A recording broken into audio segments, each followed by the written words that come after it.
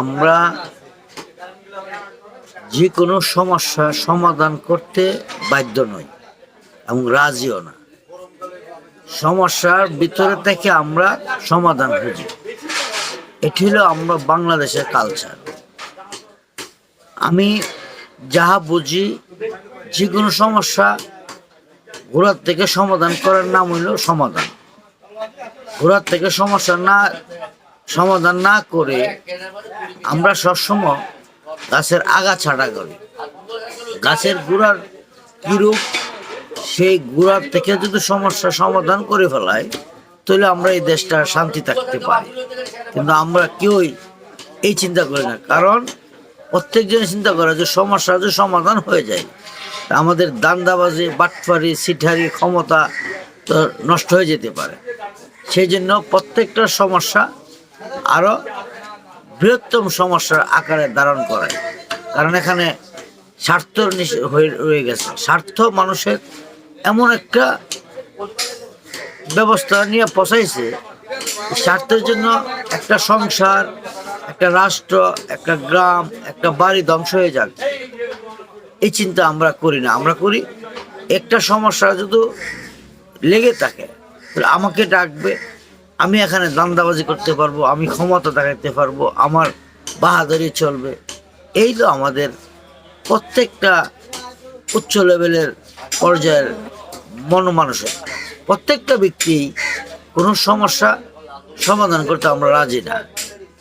সেই জন্য আমাদের শান্তি কখনই আসবে না, আর শান্তি হওয়ার কোনো যুক্তিও নেই।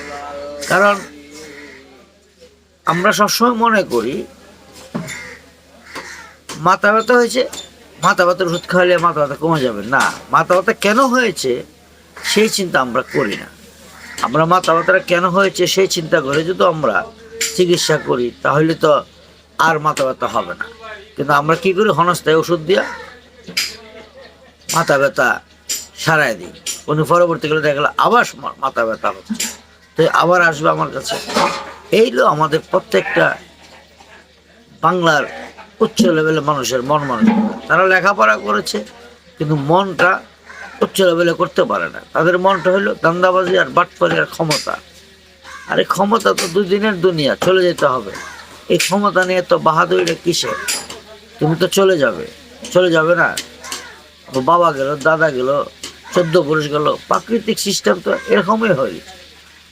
পৃথিবীর সৃষ্টি হওয়ার পর থেকে আদম আলাইহিস সালাম থেকে সবাই তো চলে গেল।